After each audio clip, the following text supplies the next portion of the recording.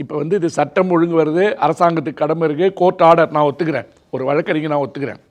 ஆனால் 200 கோடி வாங்குறேன், 500 கோடி வாங்குறேன், எனக்கு பணமே ஒரு பொறுப்பு இல்லைன்னு சொல்கிறீங்க. நம்ம அம்பானி இருக்கார், அம்பானிக்கு தனிப்பட்ட முறையில் பாதுகாப்பு கொடுப்பதற்காக அனுப்பப்பட்டிருக்கிற சிஏஎஸ்எஃப் இருக்குல்ல, அதுக்கு உண்டான மாத செலவெல்லாம் அந்த குடும்பம் தான் ஏற்றுக்குது.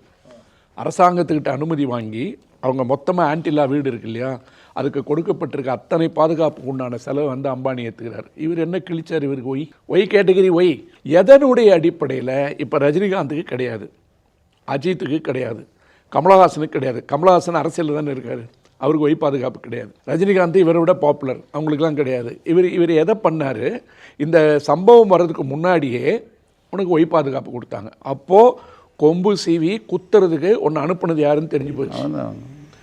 ஆனால் என்னை எதிர்த்து பேசுகிற மாதிரி பேசுன்னு சொல்லிட்டு வேலூர் கூட்டத்தில் அதிமுகவை பற்றியும் பேசலை, பிஜேபியை பற்றியும் பேசலை, யாரை பற்றியுமே பேசலை. நேராக இறங்கி வந்து வாந்தி எடுத்த மாதிரி Stalin sir, CM sir, CM sir, Stalin sir, நீ நானும் தான் சார் எதிரி சார், நீ எதிரி சார், நான் எதிரி சார். இந்த வடிவேல் ஆகிறதுக்கு ரொம்ப ட்ரை பண்ணுறாப்புல விஜய். வடிவேல் கூட சிங்கம் புலி அப்படி இப்படி 2 கேரக்டர் இருக்கும். அவன் என்ன பண்ணுவான், ஒரு சீன்லேயாவது நமக்கு வசனம் அதிகமாக வந்துச்சுன்னா வடிவேலோட அதிகமாக பேசணும்னு நினைப்பான். இப்போ என்ன சொல்கிறாப்புலன்னு கேட்டிங்கன்னா, எனக்கு யார் எதிரி, நீங்கள் தான் எதிரி, சிஎம் தான் எதிரின்றத யார் வந்து இவரை ஏற்கிறாங்க.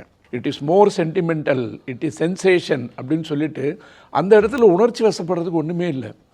அவரே பேசுறதை நிறுத்துகிறாராம், கொடுக்க நிறுத்துகிறாராம், எடுக்க போகிறாராம், முன்னாடி போகிறாராம், பின்னாடி வராரு, பார்க்குறான், அசிங்கமாக இருக்குது. மோடி பண்ணுவார் இதை. ஆரம்ப காலத்தில் பிரச்சாரம் பண்ணும்போது பார்த்தீங்கன்னா ஒரு மசூதியிலேருந்து தொழுகை சத்தம் வரும், உடனே அப்படியே நிறுத்திடுவார். எல்லாம் நினைப்பாங்க அந்த தொழுகை சத்தத்துக்கு என்ன மாதிரி மரியாதை கொடுக்குறான்னு. ஆனால் 4 வருஷம் 5 வருஷம் கழிச்சு பார்த்தீங்கன்னா கிறிஸ்மஸ் அன்னைக்கு சர்ச்சில் பூந்து அடிச்சிக்கிட்டு இருக்கான். இவர் ஒரு சர்ச்சில் உட்காந்து ப்ரே பண்ணிக்கிட்டு இருக்காரு, இங்கிலீஷ் படத்தில் மாஃபியா படத்தில் வர்ற மாதிரி. ஒரு பக்கம் அடிச்சிக்கிட்டு இருக்கான். ஒரு கண்டன அறிக்கையில் அந்த ஜோசப் விஜய் கிறிஸ்தவர்கள் மீது நடத்தப்பட்ட தாக்குதல் பற்றி, கிறிஸ்மஸ் அன்றைக்கு நடத்தப்பட்ட தாக்குதல் பற்றி ஒரு வாய் திறக்கல. நான் ஏன் ஜோசப் விஜய்ன்னு சொல்ல வரேன்னு கேட்டிங்கன்னா, திருப்பரங்குன்றத்துக்கு நீங்கள் ஒன்றுமே பேசலைன்னு சொன்னால் பரவாயில்ல, தமிழ் மக்கள் வந்து உணர தெரியாதவர்கள் போயிட்டோம்.